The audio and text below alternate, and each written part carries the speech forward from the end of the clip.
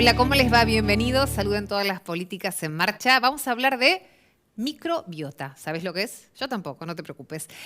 Tenemos a alguien que nos va a explicar bien de qué se trata, porque resulta que es muy importante para todo el funcionamiento de nuestro sistema en general. Es muy importante. Más si tenés chicos chiquitos. Te lo digo porque va a estar con nosotros el doctor Cristian Boggio Marcet, que es médico gastroenterólogo infantil, especialista en los chicos y es un genio para tratar de explicarles a ellos y a todos nosotros también cómo hacer para alimentarnos bien y cómo saber si nuestro sistema digestivo está funcionando bien. Súper importante el tema de hoy, vamos a aprender. Hubo un simposio que llevó adelante este tema y hay un montón de cosas importantes que concluyeron y que todos tenemos que saber como ciudadanos sanitarios, como decimos siempre, además de pacientes. Y también aquí nuestro doctor que es nuestro doctor de cabecera del programa, el doctor Gabriel Barbagallo. Hacía rato que no te presentaba así tan formalmente, ¿Sí? Gaby. Bueno, gracias. De Milva nada, Castellini. de nada. Lado B de hoy. Hoy vamos a hablar de los migrantes, que es un tema sanitario muy importante. Yo la titulé el lado B, no soy de aquí ni soy de allá, como la vieja canción de Facundo Cabral. O sea que está comprobado que la mayor parte de las personas del mundo son migrantes o descendientes de migrantes, de alguna manera. En mi caso, mis abuelos vinieron allá en la década del 20, después de la Primera Guerra Mundial, los dos por separado, y formaron la familia en la cual esa familia terminó conmigo, yo desparmé otra. Y uno empieza a pensar a veces lo circunstancial que son las cosas, porque una bala distinta en esa guerra hubiese impactado de otra manera y capaz que la historia hubiese sido otra. Sí. Con lo cual somos una sucesión de hechos casuales y causales. Ambas. Todos los seres humanos que estamos en la Tierra.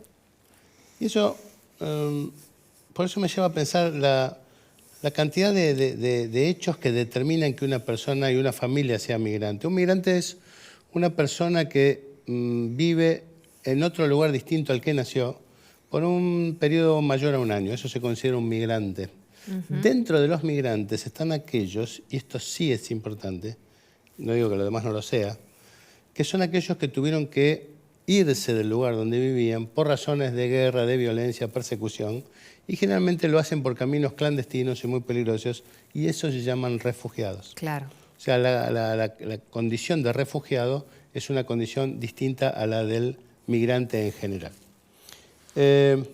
Según un informe de las Naciones Unidas del año 2020, antes de la pandemia y antes de la guerra de Rusia y Ucrania, en el mundo había, escucha esto, 280 millones de personas que no viven donde nacieron. Es el 3,5% de la población mundial. O sea, hoy por hoy, 3,5% de la población mundial no viven en el lugar donde nacieron. Ahora bien, ¿sabes cuántos refugiados hay de todos esos? 70 millones de personas son refugiadas. La cifra más alta de los últimos 50 años según la Oficina del Alto Comisionado de las Naciones Unidas para los Refugiados, que es la Oficina de las Naciones Unidas que se ocupa de ese tema. Pero lo peor de todo esto, que de esos 70 millones, 28,5 millones, más o menos para que yo a mí me gusta poner en contexto, imagínate la mitad de la población argentina, son chicos. Ay, eso es muy doloroso. ¿Entendés? Entonces, 28 millones de chicos viven en situación de refugiado en edad escolar primaria y no concurren a la escuela. Más allá de otros, ¿por qué otros chicos no concurren a la escuela? Estos no concurren por este tema. ¿Cómo estamos en Argentina respecto de los migrantes? En la Argentina existen 2.300.000 personas migrantes. Decimos migrantes porque no hay ni inmigrante ni emigrante. Son personas que van de un lugar a otro. Entonces, el in es el que entraba y el le el que salía. Pero si uno sale de un lado es porque está entrando a otro. O sea, por eso se les llama migrantes ahora, y no inmigrantes o emigrantes. En la Argentina representan el 5% de la población. Digo porque a veces uno escucha algunos discursos bastante xenófobos y que todos los problemas que tenemos se los debemos a los extranjeros, si no son los asiáticos, son los latinoamericanos, y si no, vais a saber de qué lugar. Y la verdad que los problemas son nuestros. Bien básicamente. Bien nuestros, sí, o sea, no son tantos como para que nos cambien un poco la historia. No. ¿Qué es lo que sufren los inmigrantes en líneas generales y los refugiados mucho más? El desarraigo, la tristeza de dejar el hogar, que no debe ser fácil. Yo siempre de grande me planteaba, por eso cuento la historia de mis abuelos, ¿no? Mis abuelos no volvieron nunca más a su lugar de donde salieron, nunca más volvieron. Y no debe ser sencillo. Uno en ese momento lo toma con mucha naturalidad. Sí, estaba naturalizado. Y ahora que somos grandes, que soy grande, lo pienso, digo, qué difícil haber sido. Muchos de ellos, no la corriente italiana o española de esa época, sino las últimas, terminan reducidas a servidumbre, maltrato, discriminación, en algunos casos trata y en algunos casos abuso. Eso ya lo sabemos, realmente terminan con condiciones laborales bastante precarias. En el 2015 las Naciones Unidas plantearon los 17 Objetivos de Desarrollo Sostenible para ser cumplidos en el año 2030 y más o menos 10 de ellos de alguna manera directa o indirecta impactan en la política de migraciones. Así que, porque el lema que tiene es no dejar a nadie atrás y garantizar los derechos humanos para todos. Para todos significa, para los que nacimos acá, los que nacimos y vivimos acá, los que no nacimos acá, vivimos acá, o sea que somos inmigrantes. Ese es el principio de la equidad. El planeta Milva no tiene escritura, pertenece a la naturaleza de todas sus especies, y como dice Lito Nebbia, después de tanta melancolía, tanta pena y tanta herida... Solo se trata de vivir. Solo se trata de vivir.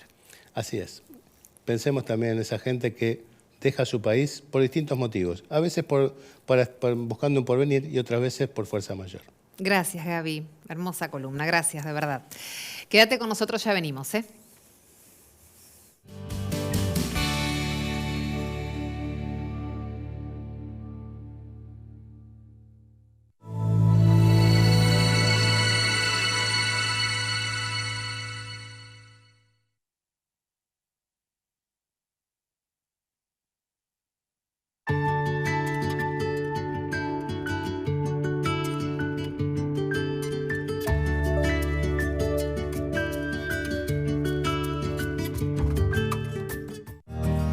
ANDAR, obra social de viajantes vendedores de la República Argentina. Planes de salud para monotributistas y particulares.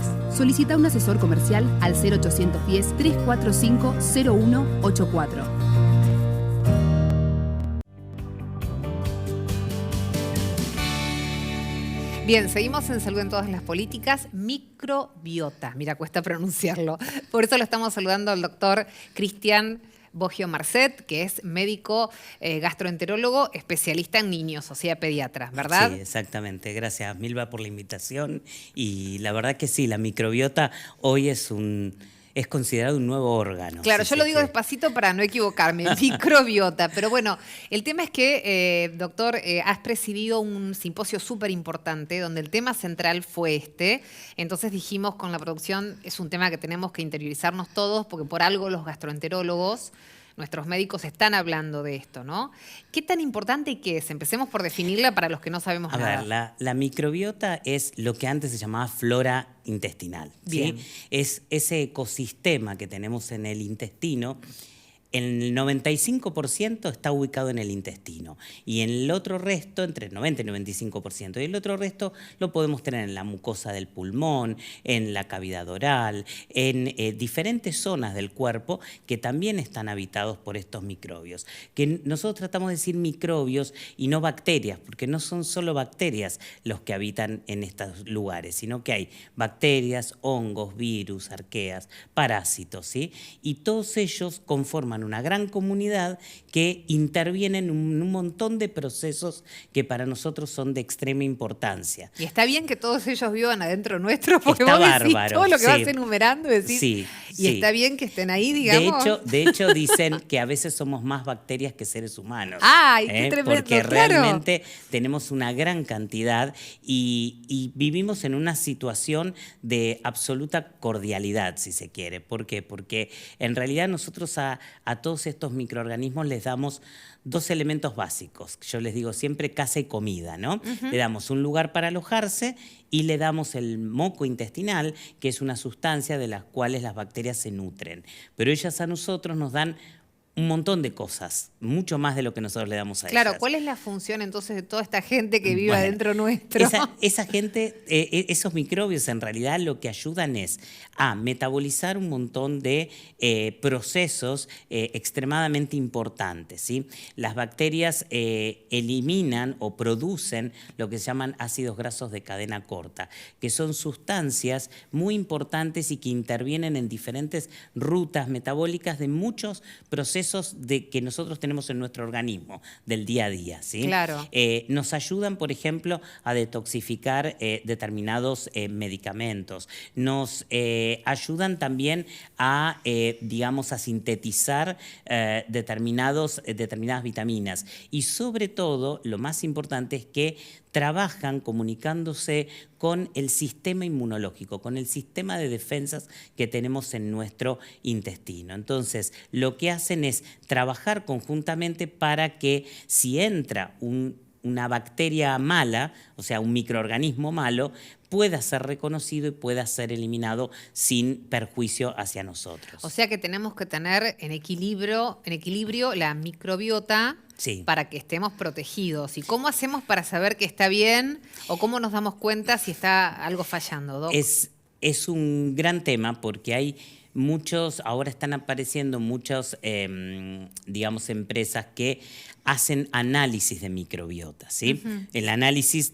de microbiota es precisamente medir qué cantidad de gérmenes están en ese momento. Pero la microbiota es muy dinámica, entonces hoy podemos medir una cosa y mañana puede haber otra, ¿sí? Entonces, a veces decir qué tan sana es mi microbiota no es una tarea fácil. Nosotros decimos que la microbiota tiene que tener 3 elementos básicos. Sí. Tiene que ser diversa, tiene que ser rica y tiene que ser abundante. Lo que sucede a veces es que con tratamientos antibióticos o con, digamos, medicaciones como son, por ejemplo, los inhibidores de la bomba de protones, que se usa mucho para los cuadros de gastritis, lo que se hace es perder algunas especies de estas bacterias que son importantes. Entonces nuestra microbiota se empieza a desbalancear. ¿Y nos ¿sí? sentimos mal físicamente? ¿Tenemos algún síntoma que nos indique que se está desbalanceando la microbiota? A veces puede haber cuadros de diarrea, sí, o porque, digamos, estos trastornos en la microbiota también se ven en muchos procesos, en muchas enfermedades y en muchos trastornos, como por ejemplo el colon irritable, ¿sí? Hoy se sabe que la gran mayoría de las enfermedades que conocemos tienen un origen en un comportamiento que se denomina disbiótico. Se dice disbiosis a esa alteración en número o en cantidad de los gérmenes estos. Entonces, si vos tenés una disbiosis, lo que vas a tener es una incapacidad de poder generar un montón de procesos que normalmente los estás haciendo. Es un tema que evidentemente a los médicos los está convocando mucho porque, digo, para hacer un simposio concentrándose en esta temática, es que están haciendo foco ahí. ¿Por qué, doctor? Porque en realidad la microbiota transversaliza todas las especialidades, y no solo médicos. Aunque te parezca como raro, en este evento convocamos médicos, convocamos nutricionistas, convocamos bioquímicos, microbiólogos, investigadores, parteras, o sea, ¿por qué? Porque la microbiota comienza desde el mismo momento del nacimiento. Nosotros nacemos, todos los seres humanos nacemos sin microbiota, o sea, nacemos con un intestino estéril. Cuando el bebé pasa por el canal de parto, ahí adquiere como yo le digo, los primeros pobladores, ¿sí? Entonces ahí empieza a adquirir lactobacilos y bifidobacterias, que son los primeros que van a colonizar el intestino. Después se va a seguir colonizando ¿con qué? Con el pecho materno, con la leche que va a tomar de la mamá, que la leche materna está llena de microbios, ¿sí? Entonces esos microbios son súper importantes para desarrollar el intestino. Y yo siempre digo que la microbiota está inestable en los 2 extremos de la vida. Antes de los 2 años es inestable y en el adulto mayor es inestable, porque se pierde diversidad, riqueza y abundancia. Entonces, esos 2 momentos son momentos claves para, digamos, entender que ahí es donde hay más probabilidad de que esa microbiota se dañe. Ahora, doctor, vos decís microbios y uno piensa en algo malo. Sí, es que hay microbios buenos y microbios malos, ¿sí? O sea, hay bacterias puntualmente que trabajan en forma benéfica para nuestro organismo, y hay otras bacterias que trabajan, que producen efectos, digamos, deleterios, efectos que alteran la estabilidad del intestino. Por eso muchas veces lo que hacen estos microbios buenos es competir por los sitios a donde se tienen que pegar en la pared del intestino. Es como que tienen como puertitas. Entonces, el microbio bueno dice, me pongo acá, así este otro ya no tiene dónde pegarse, ¿sí? Y ese es un poco el sistema que utilizan estos microbios como de cierta inteligencia para competir por los sitios de adhesión. ¿Qué pasa con la alimentación y la microbiota? ¿Qué pasa con nuestro sistema psíquico, sí? Nuestra ansiedad, nuestros nervios, nuestras angustias. ¿Qué pasa con la actividad física? O sea, ¿hay cosas que favorecen y cosas que no favorecen a este equilibrio? Mira, todo lo que vos nombraste está relacionado con la microbiota. O sea, vamos por partes. Sí, claro. La alimentación es esencial. ¿Por qué? Porque hay alimentos que tienen alta cantidad de prebióticos. El prebiótico es el alimento para la bacteria, ¿sí? Nosotros, capaz que ustedes han escuchado muchas veces el tema de voy a tomar probióticos para sentirme mejor. Bueno, los probióticos son microorganismos vivos, estos microbios, que cuando uno los ingiere en cantidades suficientes, producen un estado de bienestar en el individuo. Esos microbios necesitan alimentarse para poder ejercer su acción. ¿Con qué se alimentan? Con los prebióticos. Y los prebióticos los tenemos básicamente en frutas y en verduras. Dos alimentos que tienen que ser base en la alimentación, que ayudan no solo a esto, ayudan a un montón de otras cosas, ¿sí? A tener un mejor ritmo intestinal, a un montón de procesos normales que tiene que tener el individuo. Entonces, la comida, el alimento, es esencial para esta situación. Después vos decías el tema del estrés. Lo emocional, claro. Lo emocional. Bueno, seguramente han escuchado hablar de el intestino como segundo cerebro, ¿sí? Bueno, ¿por qué? Porque el intestino está lleno de terminales nerviosas, ¿sí? Que se conectan directamente con el cerebro. Entonces, hay una comunicación bidireccional. Y en esa comunicación de ida y vuelta entre el cerebro y el intestino también interviene la microbiota, ¿sí? Entonces, a veces ellas son las encargadas de mandar señales. Entonces, situaciones que suceden en el intestino repercuten en el cerebro y viceversa. Por eso hoy hay probióticos que se les denomina psicobióticos. ¿Por qué? Porque son probióticos que están directamente relacionados en tratamientos como el Alzheimer, la demencia y otras enfermedades mentales, ¿sí? Porque todas esas enfermedades tienen un origen en un trastorno de la permeabilidad del intestino. Y decíamos también la actividad física.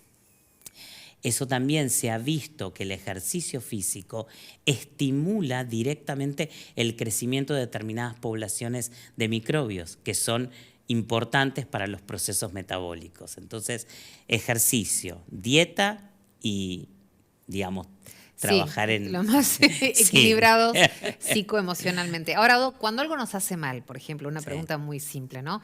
Algo nos cayó mal, comimos algo y nos hizo mal. ¿Eso tiene que ver con que ingerimos algo que la microbiota no bancó o que nos excedimos? ¿O está mal nuestra microbiota por eso? O no, sí, no, una vez uno puede comer algo pesado y le cae mal, o comer en exceso, o comer algo muy grasoso, pero si constantemente sentimos que la comida nos hace mal, por ejemplo. Puede ser que haya un trastorno, esta disbiosis. A veces esto se asocia con cuadros que se llaman sobrecrecimiento bacteriano, claro. Que son alteraciones en estas comunidades bacterianas, y esto puede traer distensión de la panza, diarrea, ¿sí? Malestar general, y puede estar relacionado con eso. ¿Y se trata, Doc? ¿Hay maneras de abordar estas Básicamente podemos así? dar, la gente, digamos, lo conoce como probióticos.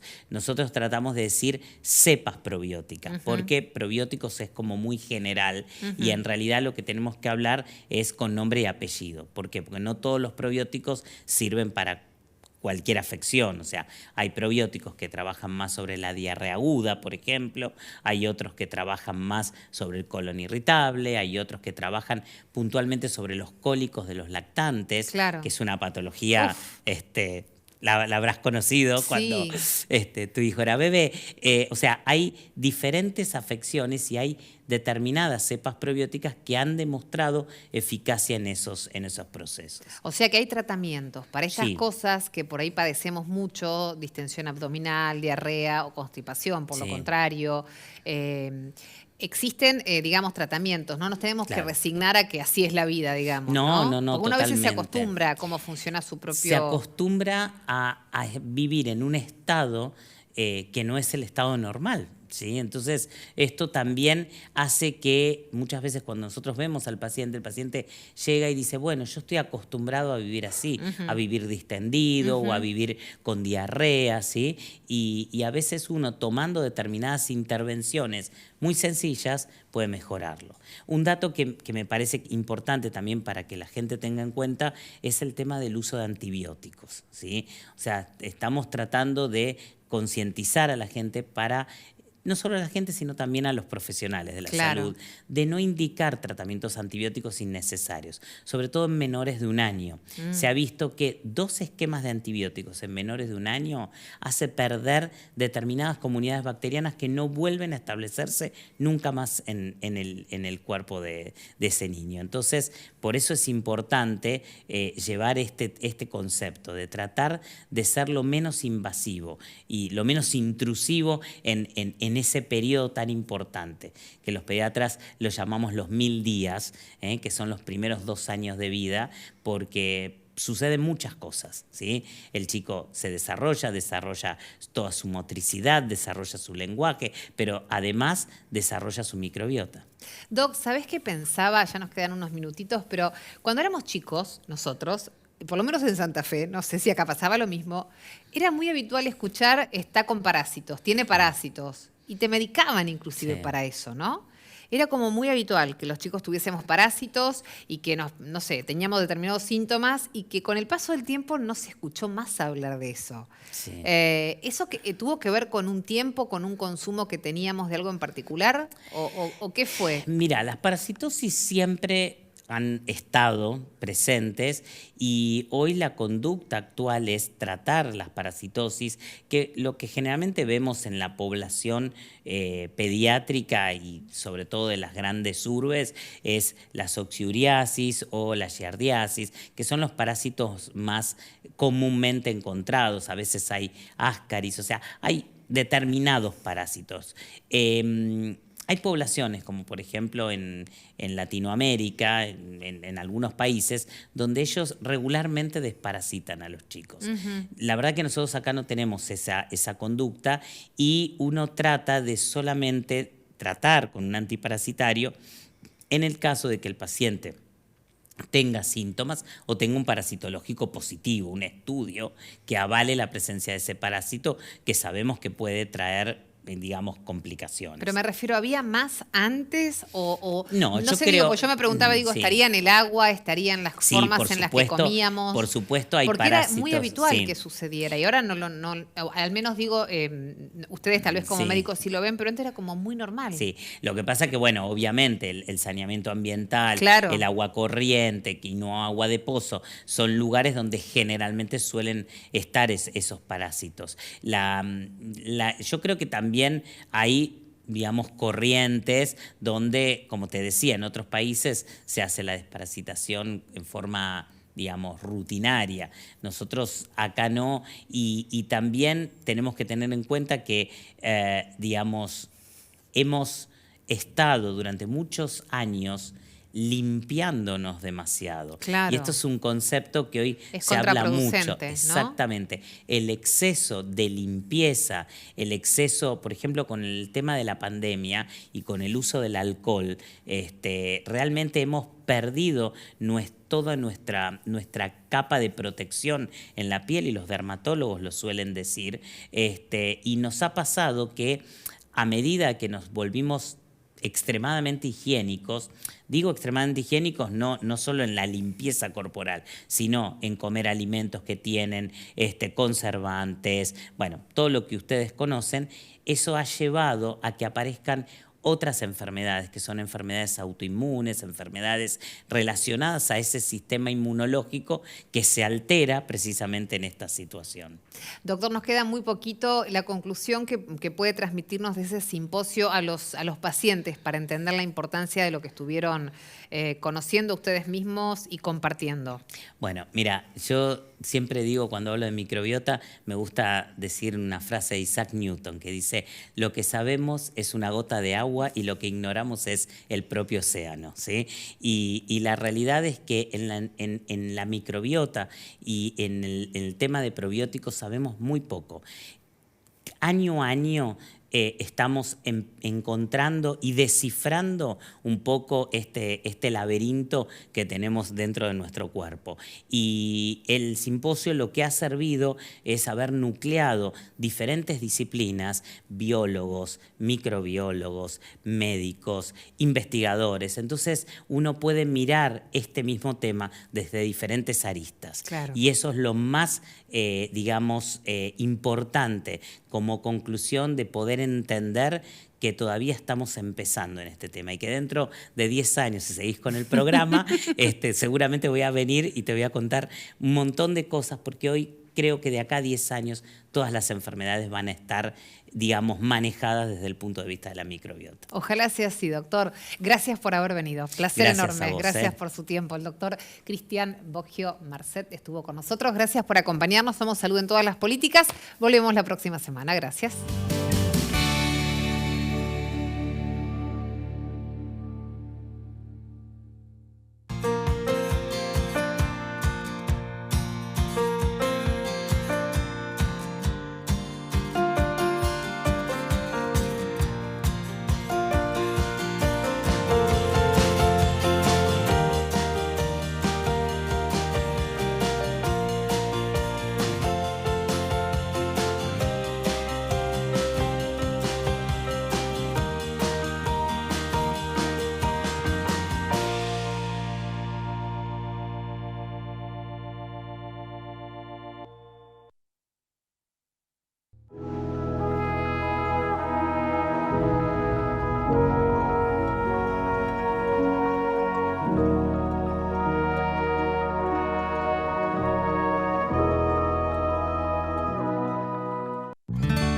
Contener la pared llena de diplomas.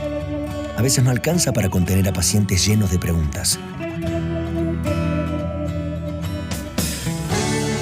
OSDE, 50 años, junto a vos, a lo largo de tu vida. En Ciensa desarrollamos soluciones estratégicas que anticipan el rumbo de nuestro sector. Los tratamientos en terapias especiales cambian, los pacientes también. Ciensa, la salud es nuestro compromiso.